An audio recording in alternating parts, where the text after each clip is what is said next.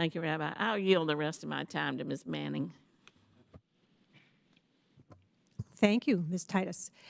Well, I want to thank Chairman Kane and Ranking Member Keating for allowing me to join this hearing, also for holding this very important hearing. And I want to thank all of our witnesses for your extraordinary testimony today. I have to say, for so many years, we American Jews watched what was happening in Europe, and we felt like how safe we were here and what a shame it was that European Jews had to live with guards outside of their synagogues. And I remember going to visit the synagogue in Florence, wondering what's wrong with this country that they have to have guards outside of their synagogue. Of course, over the past 10 years, that's all changed. And I now have to have guards outside of my synagogue in Greensboro, North Carolina, and have to experience horribly anti-Semitic leaflets being thrown into my driveway. And we have seen over the past 10 years, not just anti-Semitic rhetoric, but we have seen violence, synagogue murders, things we never expected to see in this country. And it's frightening, and it makes American Jews all wonder what the future will bring for us in this country. And of course, we thought that October 7th would shed light on how terrible it is when anti-Semitism and Jew hatred and hatred of Israelis spreads, because what we saw on October 7th was beyond description in its savagery and brutality, and the facts are still coming out, and yet, as the facts come out, there is a hesitancy of people, and I'm going to use it as an example, the UN women, to actually call out violent sexual atrocities that were committed on Israeli women because they're Jews.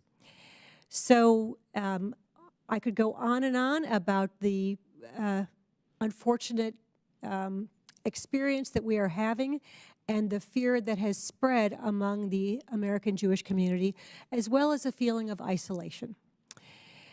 I want to get to questions because it's so valuable for us to have all of you expert witnesses here.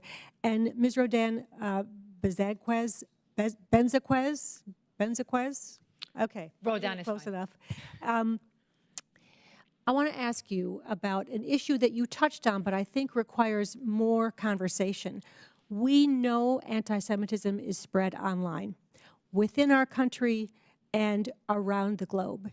And we know that there's no borders to the way online anti-Semitism is spread and inspires individuals and groups to commit acts of hatred against Jews. In the U.S., we seem to be stymied in determining how to stop the spread of anti-Semitism. We seem to be stymied by the First Amendment, and in our unwillingness to hold social media platforms accountable, even though private companies actually aren't bound by the First Amendment, but we seem unwilling to hold social media companies accountable. So it appears that the European countries are more willing to crack down on social media platforms. So what can we learn from them, and what best practices can we learn from how European countries are cracking down on spreading of anti-Semitism online? Thank you very much for your question. I would also like just to say personally how deeply touched I am to hear your remarks, because for us European Jews, when anti-Semitism started 2 decades ago, the United States was always a safe place. When we thought about where, if things go really sour, where we could go, there was obviously Israel, and then there was the United States. And so to see the anti-Semitism becoming unleashed really here in the United States in such a short amount of time and to such a huge extent is really unsettling. And it makes European Jews feel even more insecure and even more unsafe. Regarding the issue of anti-Semitism online, as I mentioned earlier on, there are important laws that have been voted in the European Union, in particular the Digital Services Act, but also on national level in several countries. Germany is one example, France is another one, where social media companies have the obligation to remove illicit content when it is being reported, to react in a swift way. Germany is an example where they have 24 hours to remove that content.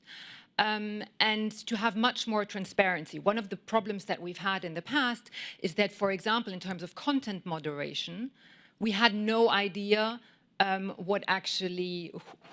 many people there were, how many moderators there were, where they were based, how they were trained, what was the basis that they were removing content. Now we know a little bit more. I have to say it's not particularly reassuring. I can tell you that, for example, X in the French-speaking space has a few dozen of moderators in only to remove content.